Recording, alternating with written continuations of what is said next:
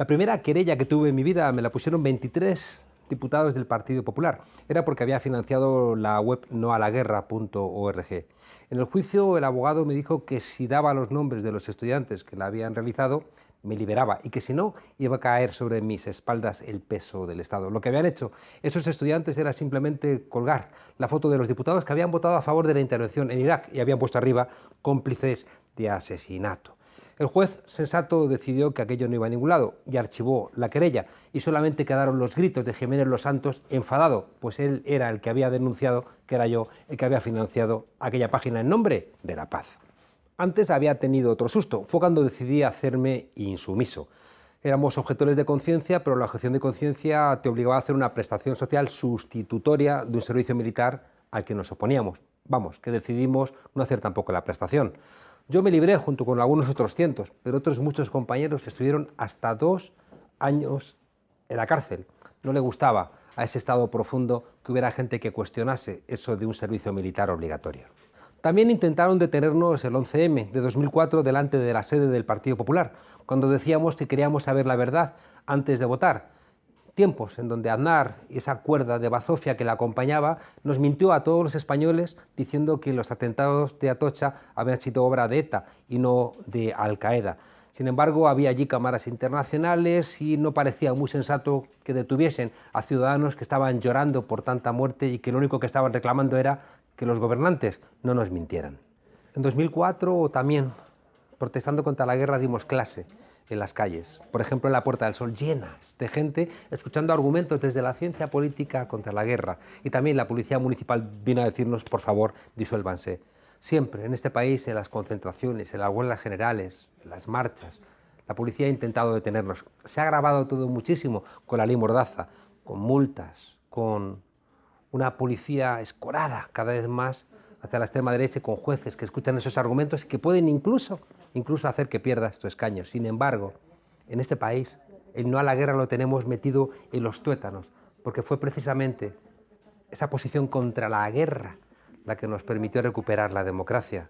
Y ahí, si algunos siguen escuchando esos cantos de guerra, nos van a seguir encontrando enfrente y en las calles. Y no porque Putin nos parezca uno de los nuestros, que no lo es. No nos engañemos. Es un autócrata y tenemos todavía buena memoria de cuando masacró a los chechenos o cuando conculca los derechos humanos en su país. Ahora bien, Biden, el vicepresidente de Obama, cuando masacraron, por ejemplo, a los iraquíes, no nos engañemos. Allá donde han entrado los Estados Unidos y la OTAN, han masacrado a los países. En Libia, en Siria, en Afganistán o en Irak. ¿En nombre de la democracia? No. En Irak fue en nombre del petróleo, o en nombre de la geopolítica, o en nombre de los intereses norteamericanos. En suelo europeo, no. Por eso decimos no a la guerra, pero no de boquilla. Lo decimos desde el absoluto convencimiento de que la izquierda en este país ha sido la que, ya desde los tiempos del posfranquismo más inmediatos, nos opusimos a cualquier tipo de guerra. Jordi Serrano es historiador, es el rector de la Universidad Progresista de Estío y ha escrito una carta a un republicano español, una extensa carta. Uno piensa que las cartas de amor tienen que ser más breves. Jordi, gracias por estar aquí con nosotros en La Frontera. Muchas gracias. Jordi, ¿por qué los federalistas españoles no han confraternizado con los republicanos catalanes? Bueno, es complejo, ¿no? Yo creo es que la pérdida de memoria histórica no afecta solo a cosas de la guerra civil o incluso de la república, sino que afecta a conceptos básicos como este del federalismo, ¿no? Y al final hay quien piensa que se puede ser federalista y monárquico, por ejemplo, ¿no? Y esto llega a unas confusiones impresionantes e incluso los federalistas no saben que el federalismo es una cosa básicamente republicana. Si fuéramos a las raíces de Pi Margall y toda esta gente, seguramente encontraríamos alguna parte de solución, ¿no? Aquella gente era muy avanzados. ¿Ha influenciado algo que eso que llamamos el deep state, el estado profundo, es decir, los jueces, la monarquía, los medios, que además están todos aquí en Madrid, han conspirado contra Cataluña desde la referencia de que la unidad de España era más importante?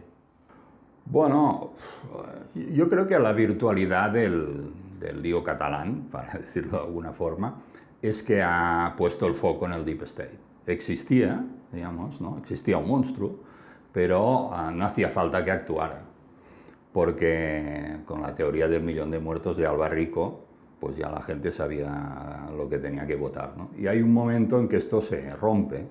Yo creo que se rompe como el 15M, es decir, yo en el libro intento explicar que son dos fenómenos parecidos, que es dos generaciones que irrumpen. El presidente de la Generalitat en el exilio, Josep Tarradellas, que ahora todo el mundo se atribuye a la vuelta, pero él era el hombre de las colectivizaciones de empresas por parte del gobierno de Cataluña, y al cabo de 2 meses vuelve el presidente y empieza un proceso constituyente de Estatut de Cataluña, todo esto antes de la aprobación de la Constitución, y 30 años, bueno, digamos, Parlamento de Cataluña, elecciones autonómicas, etcétera, y 30 años de tranquilidad institucional, ¿no? Hay desde el 2010 al 2017 unas manifestaciones impresionantes. O sea, yo he estado en todas las grandes, ¿no? Las contra la guerra de Irak, etcétera, y son manifestaciones brutales y no hay ninguna respuesta. Y el 2017 se monta un pollo impresionante y parece que se descubre que hay un problema. Hombre, desde el 2010 parecía claro que había un problema, ¿no? Felipe González escribe un famoso artículo en El País diciendo: bueno, sí, es un problema la sentencia, pero esto no tendrá ninguna consecuencia. Hombre, del 13% al 50% de independentistas, o el 48%. Es que el corazón de tu libro, y por eso esa carta, ¿no?, a un republicano español, expresa cierta sorpresa. Es como si agitases los hombros de los republicanos españoles y les dijeras: ¿qué hacéis que no hacéis nada? Bueno, porque yo pienso que tú, si estuvieras el 1 de octubre, habrías estado en una mesa electoral, clarísimamente, y habrías estado como yo, que no pertenezco a ningún partido ni nada, ¿no? Porque llega un momento en que la idea de que no te hacen caso, no hay respuesta y estate callado, pues esto no funciona, ¿no? Y yo creo que no se ha leído correctamente lo que ha pasado en Cataluña. Es más, se ha leído muy mal. Es decir, el fin del Pujol, y de una forma mucho peor de la que nos imaginamos los que habíamos luchado siempre contra Pujol y el pujolismo, digamos. Yo, digamos, tengo muchas medallas en este sentido, no soy nacionalista, siempre he sido contrario, etc. Significa el inicio de otra cosa, porque esta gente no eran republicanos. Para Pujol y su gente, lo peor era la república. Y no tengo tiempo de explicarlo, pero es así. Y de este fin de ciclo, que también tiene que ver con relevo generacional, empezamos otra cosa, que ya veremos dónde acaba, ¿no? Dices en el libro que te hiciste independentista por cansancio, ¿no? Y hay una frase que me ha sorprendido, y es cuando planteas que hay más gente que votaría independentismo que gente que es independentista. Claro, porque, a ver, Miquel Caminal es el gran teórico del federalismo. Y cómo le atacaron por plantear esa condición asimétrica. Claro, pero llega un Entre ellos, perdona, Ramón Cotarelo, que hoy está en posiciones radicalmente diferentes. Sí, otra cosa. Pero para mí Miquel Caminal es un gran referente, ¿no? Como Josep Fontana, el gran historiador marxista catalán, ¿no? Y él tiene como un artículo póstumo, un poco antes de morir, que el título es Del federalismo utópico al independentismo científico. Gran sentido del humor. Y, hombre, es una persona que lo que plantea es, hombre, si el federalismo no tiene ninguna vía, y la sentencia del Constitucional rompe con cualquier intento de acercarse a un mínimo federalismo, es razonable explorar otras vías, ¿no? Yo creo que la gente que quería la ruptura en la transición tendría que ser muy favorable a lo que ha pasado en Cataluña. Claro, ahí eso nos genera algunos dilemas, ¿no? Uno de ellos tiene que ver con que, claro, la ruptura de un país casi que agota cualquier otra consideración política, y no es tan sencillo entender cómo puede traer la República Cataluña algún tipo de bien a España si España se rompe, porque esa sensación de ruptura de alguna manera impediría construir una mayoría que apostase por esa salida republicana. Yo en el libro intento hacer de historiador de lo que haría un historiador dentro de 30 años. Y yo tampoco no hago de pitonizo de explicar lo que me parece que pasará. Yo constato algunas cosas, ¿no? Pero, a ver, hay que desacralizar algunas cosas. Y es, si Cataluña se independiza, no se va a ningún sitio. Estará en el mismo sitio. O sea, las últimas independencias son Cuba y Filipinas. Bueno, hay otras en África, pero digamos las importantes, Cuba y Filipinas. Bueno, estaban muy lejos. Cataluña estará a 600, Barcelona a 600 kilómetros de Madrid, se independiza o no. Y hay aquí como unos elementos emocionales. Eso lo planteaba Azaña, ¿no? Van a seguir ahí, Sí, pues claro. nos llevaremos bien. Claro, y tampoco habría para tanto. No estamos discutiendo quién ama a quién, ¿no? Sino cómo se organiza una relación. Y desde el federalismo se podría organizar una federación que funcionara. Es decir, yo creo que ayudaría mucho si en el resto de España se dijera, por ejemplo, ¿no? Hombre, si os vais, intentaremos que la Unión Europea al día siguiente os acepte. Es decir, nadie en Cataluña piensa poner fronteras, nadie, ¿no? O se dice a veces, esto rompe familias en Cataluña y tal. Mira, la gente independentista catalana que no sepa convivir con uno que piense pertenecer a España, o al revés, uno que quiere continuar perteneciendo a España y no sepa convivir con un independentista, lo que tiene que hacer es ir al psiquiatra. Lo que pasa es que los temas nacionales, como los temas religiosos, son muy de psiquiatra, ¿no? Y por eso generan este tipo de problemas. Vinculado a esto, hay algo que tú también repites en el libro, y tiene que ver con que el independentismo tiene como una condición necesaria la irreformabilidad de España. Como España es irreformable, hay que optar por el independentismo, porque si España fuera reformable intentaríamos otras cosas, pero como no lo es... No, yo no lo digo esto, en ningún momento en el libro lo digo. Yo creo que todos los países son reformables o no, depende de la voluntad de la gente. En 1820, 1823, España es de los países más avanzados del mundo. O sea que, digamos, no, esto no tiene ningún sentido. Yo lo que pienso es de que hemos entrado en otra época y vamos a plantearnos temas que no se habían podido plantear en democracia nunca, ¿no? El problema es que la respuesta que se ha recibido por parte del Estado español es lamentable. Es decir, mandar a no sé cuántos policías al grito de "a por ellos", que "a por ellos" es el grito de Victoria Prego cuando el asesinato de Miguel Ángel Blanco. Esto hiere mucho, ¿no? Pero mucho. En vez de intentar encontrar una solución y que además los responsables sean Pérez de los Cobos, que se presenta voluntario en el cuartel de Yecla cuando el golpe de estado de Tejero. El segundo de a bordo es un tío que asesinó por la espalda a un antifranquista que luego resulta que no era antifranquista. El tercero de la línea de represión en Cataluña es un tío que entra en un bar de mi ciudad, dispara y no se carga a un tío de milagro. Es decir, hombre, no sé, la contrapartida o la propuesta española tendría que ser algo un poco más sofisticado que esto. Claro, pero te lo planteaba porque la respuesta de la izquierda siempre ha sido federal. Y ha habido un momento en donde se dice, ya el federalismo no vale, ¿no? Y entonces se da el salto a posiciones independentistas. Sin embargo, Podemos como que siempre ha pensado que la solución seguía siendo federal, y Podemos ha sido de alguna manera un factor de ruptura con el bipartidismo. Tú mismo planteas en el libro que pensar que Pablo Iglesias iba a ser vicepresidente hace 10 años era una utopía absoluta, es la expresión que tú planteas. Bueno, si realmente este cambio generacional y este nuevo momento permite pensar en serio soluciones federales, hay que irse al independentismo. Bueno, pero a ver, es que hay un problema, ¿no? Pablo Iglesias, que tú lo citas, vicepresidente del gobierno, le enfocan unas cámaras de televisión en su casa, se descubre y no dimite el ministro del Interior. Hombre, esto no, y no hay manifestaciones en ningún sitio. Esto desde la perspectiva catalana, que montamos una manifestación de 100.000 o 200.000 continuamente, no se entiende, ¿no? Es decir, que aquí hay un problema, yo creo, de análisis, y es que el neofascismo, que le llamo, que, a ver, es franquismo puro y duro al final, porque Pablo Casado se va a una misa de Franco, o sea, no, tampoco es que yo sea un teórico que avance cosas, ¿no?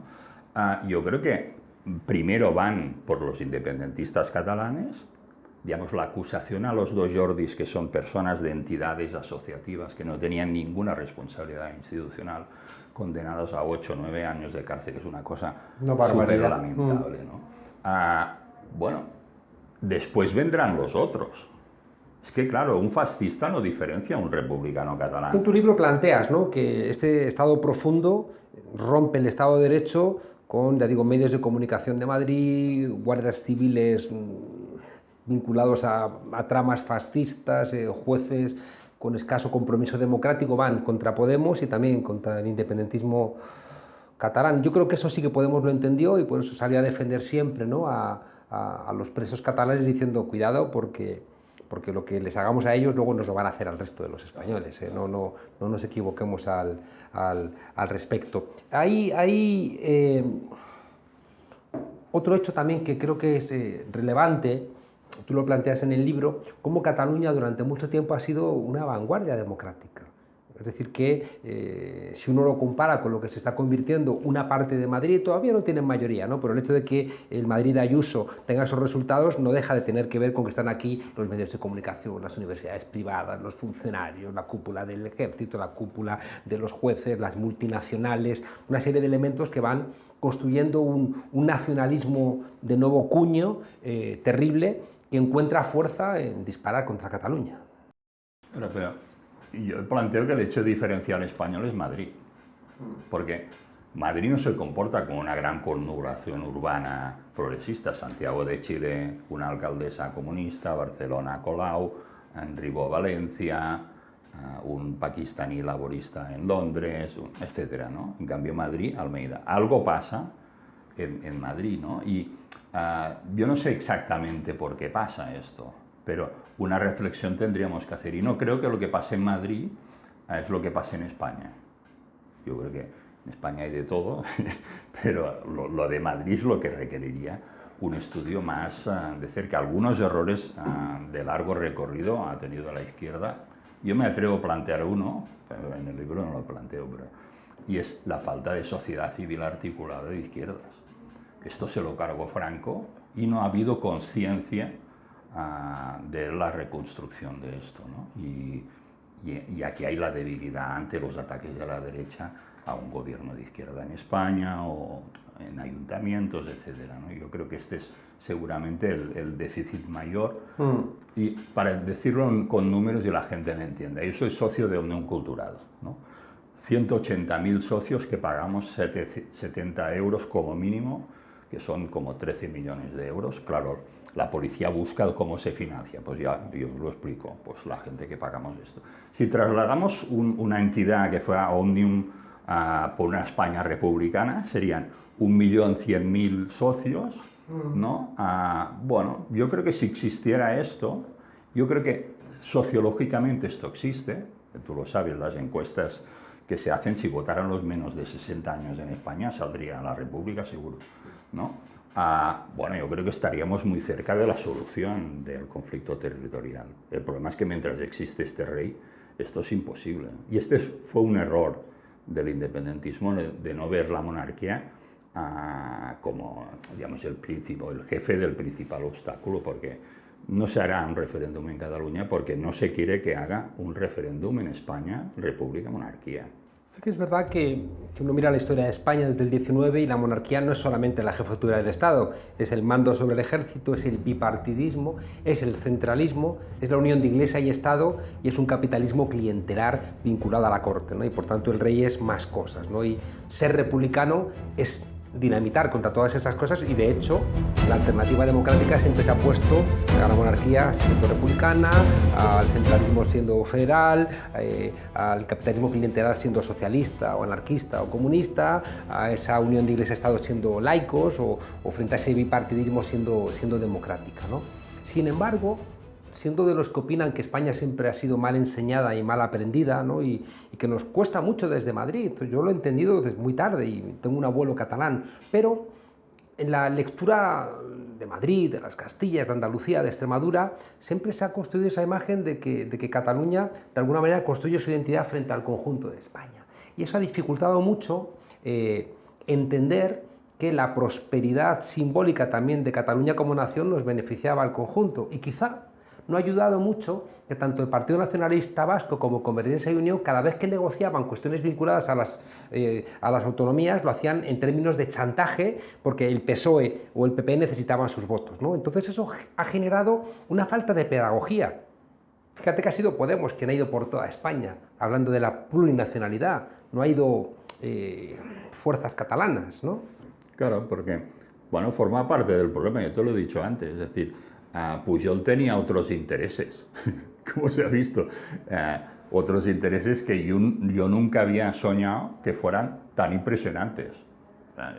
Pero volviendo a lo del rey, yo creo que la izquierda española, el error fundamental que tuvo en la transición es, hombre, igual podía haber aceptado, porque no había más remedio, una constitución con una monarquía parlamentaria, pero no haber sacado como objetivo estratégico la consecución de la república y los valores republicanos.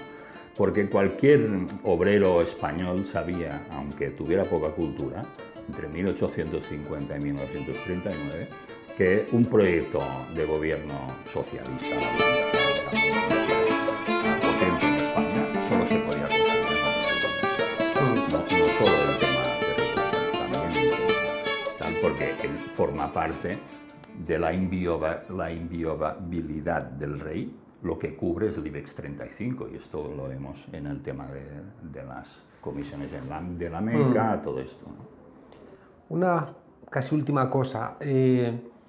La posibilidad de que gobierne el PP y Vox cada vez es más una realidad, que está ahí con el apoyo de ese Estado profundo y demás. ¿Se puede decir que el independentismo catalán ha despertado a la bestia del fascismo? Hombre, no existía, en todo el mundo hay un fascismo. Eso digo despertado, no creado. Bueno, ya, pero esto lo encuentro positivo, yo estoy muy contento. Es decir, Elías Canetti, Masa y Poder, acaba el libro diciendo, para parar el poder, lo que hay que hacer es mirarlo de hito a hito, ¿no? Bueno, esto es lo que se ha hecho bien o mal desde Cataluña. Bueno, esto es lo que tendremos que hacer todos los republicanos de Cataluña y de España en los próximos tiempos si pasa el escenario que tú dibujas. Que Dios nos coja confesados. Que nos coja confesados. Sobre todo porque creo que, igual que les decía antes, la religión, los nacionalismos generan irracionalidades. No sé, por ejemplo, si Cataluña asumiría que le cercenasen parte de su territorio. Por ejemplo, un referéndum como Quebec, que Barcelona decidiera no irse del Estado español y se fueran las demás provincias. Y si eso no generaría también irracionalidades dentro de ese corpus independentista catalán. Ya, pero a ver, yo no soy nacionalista, he sido siempre antinacionalista. Pi Margall decía tradición pasada por el tamiz de la razón, ¿no? Y no nos podemos inventar sujetos políticos de la nada. Yo creo que esto es demasiado fácil. Yo creo que la historia nos enseña. Yo creo que, hombre, yo estaba a favor del derecho a la autodeterminación de los pueblos cuando estaba en el PSUC, el Partido Comunista de Cataluña, en la Juventud Comunista, la UJC, ¿no? He esperado 50 años a un referéndum.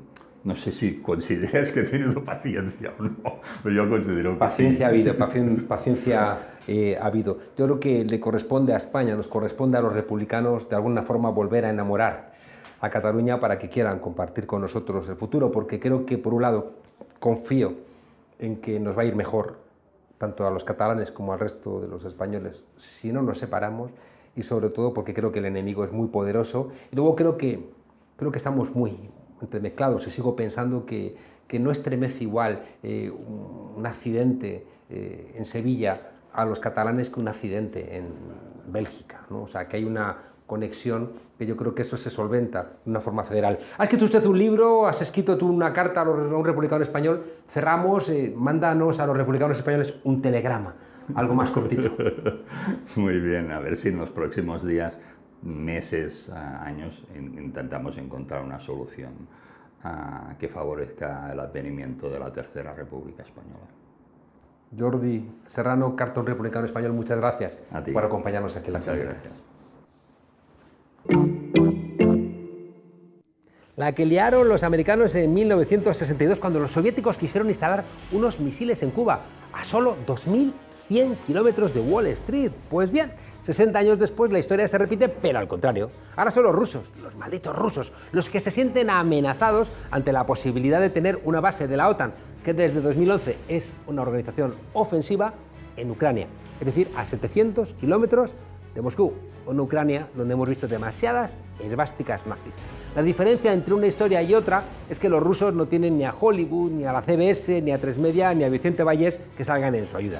Ellos seguirán siendo los malos de la película por los siglos de los siglos. Hombre, que no en vano vas a montar la Guerra Fría junto con Estados Unidos y nos vamos a olvidar de repente de todo eso. Rusia ha desplegado un enorme contingente militar en varios puntos de la frontera con Ucrania. Eso hace temer un intento de invasión. Y ese temor no es una invención, porque Ucrania lleva ya 8 años en guerra en la región del Donbass contra separatistas prorrusos que reciben apoyo militar de Moscú. Y en 2014 Rusia ya invadió y se anexionó la península de Crimea, que era territorio de Ucrania. Habría que remontarse muchos años atrás para comprender lo que está sucediendo. Por ejemplo, al año 54, cuando Nikita Khrushchev, presidente en aquellos tiempos de la Unión Soviética y de madre nacida en la Ucrania occidental, regaló Crimea a Ucrania. ¿Por qué? Pues por un capricho. Un territorio que había formado parte de Rusia desde el siglo XIX. Hay las cuestiones territoriales. Es lógico que tras el golpe de Estado en Kiev de 2014, auspiciado por los Estados Unidos, por Gran Bretaña y otros países occidentales, la población de Crimea, rusa en su gran mayoría, pues quisiera revisar su estatus, pues se sentían más cercanos a Moscú que a esa OTAN defensora de la democracia, la Coca-Cola y las zapatillas Nike que les quisieron vender en una especie de remake de Bienvenido Mr. Marshall, además de que era la salida natural al Mediterráneo. We try to distance ourselves from the realities, and in fact, I wrote about this in my Nobel speech. War is sometimes necessary. El 22 de febrero del año 2014, ultranacionalistas, neonazis y grupos proeuropeístas propiciaron un golpe de Estado con el que apartaron del gobierno al expresidente Yanukovych. El conflicto pues estaba servido, porque Putin tiene muy poquito de bolchevique, no nos engañemos, pero los nazis ucranianos son los nazis de toda la vida. La división se hizo entonces aún más patente. La región occidental y la oriental, que nunca existieron dentro de un solo Estado, que se habían unido artificialmente en una sola entidad tras el colapso del Imperio Ruso y el establecimiento de la Unión Soviética, se distanciaron hasta llegar al conflicto armado en Lugansk y en Donetsk. ¿Me puede extrañar a alguien que el gobierno ruso salga en defensa de 4 millones de personas de ascendencia, idioma y cultura rusa que pueblan el Donbass? Qué poquito se habla de los bombardeos de la aviación ucraniana a población civil durante los últimos 6 años. ¿Por qué? Porque en esta película unos son los buenos y otros son los malos, cuando seguramente ninguno es muy bueno del todo. Ucrania está bombardeando desde hace 8 años a la gente de Donbass y hay miles de muertos, que siempre se hablan de esos miles de muertos, pero nunca se aclara de quiénes son, quién ha matado a esa gente. Intentaron frenar aquella matanza con los famosos acuerdos de Minsk de febrero de 2015, pero como sucede tantas veces, quedaría en papel mojado. Hasta el Fondo Monetario Internacional puso su granito de arena creando unas expectativas económicas que jamás se cumplieron. 6 años después, y a tenor por lo visto, aquello resultó ser una simple operación de maquillaje, que lo que buscaba era salvaguardar el suministro de gas a Europa antes que proteger a la población civil. Joe Biden afirma que Rusia invadirá Ucrania. Lo que no tiene tan claro es cuándo dará ese paso Vladimir Putin. Dependerá con qué pie se levante. Y le lanza una advertencia. Creo que va a pagar un precio muy alto por ello y lo lamentará. Los que se anexionaron California y Texas por el artículo 33, los que intentaron invadir Cuba por Bahía de Cochinos y que aún tienen Guantánamo en suelo cubano, los que creen que América Latina es su patio trasero y han sostenido a genocidas como Pinochet o Videla, los que mandan a sus marines a defender sus intereses a cualquier parte del mundo, marines cada vez más inmigrantes latinos. Bueno, toda esta gente se rasga las vestiduras porque Rusia ve comprometida su seguridad y la de sus ciudadanos. Rusia se opone a que Ucrania o Georgia se sumen a la OTAN. Vamos a ver, pero es que hubiera permitido Kennedy o Reagan que Canadá se incorporase al Pacto de Varsovia. ¿Qué dirían los medios que hoy llaman de todo a Putin si Rusia o China propusieran a México una base militar en Ciudad Juárez? España, como casi siempre, pues dando tumbos. Y le da miedo acercarse a Europa y a los intereses europeos, cosas que sí que está haciendo Alemania, que sabe lo que se juega, por ejemplo, con el gas. ¿Cree Sánchez que Biden va a echarle una mano a los españoles con Marruecos y Argelia? Mal asunto cuando te ven tan poquito apegado a cualquier principio.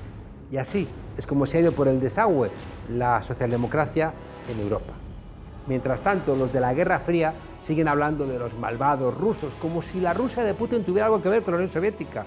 Lo que no te van a contar los telediarios son los asesinados diarios en Colombia, porque los telediarios tienen dueños. Es lo que tiene el sistema capitalista, que quien tiene el dinero cuenta la historia Pero los principios son de cada cual. Y el que habla de guerra, ¿creéis que de verdad van a ir él o ella al frente? Menudo cabreo tiene Casado con el tema de Ucrania. Al parecer en sueños ha escuchado una voz que le ha dicho: Pablo, ve a Rusia y termina lo que no pudieron terminar tus mayores. Claro, en 1940 a los de la División Azul se les helaron los huevos en la meseta siberiana, pero lo de ahora, cuidadito, que puede degenerar en un conflicto nuclear, que las armas son muchas. Qué curioso que estos que creen que el desfile del 12 de octubre es suyo, se empeñan en mandar a los militares españoles a morir en guerras que no son las suyas. Estos del PP volverían además a hacer lo que hicieron con los militares del Yak 42. El líder del PP, que anda estos días en plan señorito Iván haciendo campaña por Castilla y León, está mosqueado porque Unidas Podemos, ¡ay, maldita Unidas Podemos!, ha insultado a la OTAN. Pero si eso es una ONG defensora de la democracia y de la paz mundial, lo ha dicho mi amiga Margarita Robles, conocida la OTAN por ayudar a las ancianas a cruzar las calles inhóspitas del mundo entero. Y no nos podemos olvidar que la OTAN del futuro es una OTAN de valores democráticas, de derechos y de libertades. Pues bien, resulta que Pablo Casado, que es un gran seguidor de la corriente filosófica de John Rambo, nada que ver con John Locke, es de los que solo quieren que los demás quieran a su país como él quiere al suyo. Uy, qué trabalenguas. Eso sí, el amor suyo es un poquito tóxico, pues es de los que piensan que España o es suya o de nadie. Y ahí está, con esa navaja intentando apuñalar a su amada España por la espalda en Bruselas o donde sea menester. Porque cada vez que Casado va a Europa, ahí sí que estamos exportando un producto tóxico que envenena a quien lo consuma. Se hace falta hacer un despliegue para garantizar la paz en Europa, en todo el entorno de Ucrania. Insultar a la OTAN. A Casado le pasa lo que a Federico Jiménez Los Santos, que cuando escucha un insulto a la OTAN, le sale el agro, coge la recortada y se va a Ucrania a meter en vereda al mismísimo Putin. Bueno, o no, porque estos de la derecha son mucho de entregar la vida de los demás por la patria, pero a la mili que vayan otros. Para Pablo Casado, si no estás a favor de la OTAN, es que eres un peligroso, que estás a favor de Putin y seguramente también de Kim Jong-un y por supuesto del malvado Nicolás Maduro. Es decir, eres un peligroso comunista de toda la vida, que no tienes derecho ni a vivir. Casado, en su borrasca mental, cree que mandar la Blas de Lezo, qué nombre profundo, al Mar Negro, significa terminar lo que no pudo terminar la División Azul y la paz mundial y el peligro de un apocalipsis nuclear y rellenar otra vez de amenazas Europa. Pues nada, cosas de rojos y de los titiriteros de No a la Guerra, Santiago y cierra España. Aunque eso suponga que los simios terminen como en la película controlando el planeta. Aunque pensándolo bien, ¿qué es mejor? ¿Que gobiernen los simios? ¿Que gobierne el PP con Vox? ¡Uy, uy, uy! ¡Qué dilema!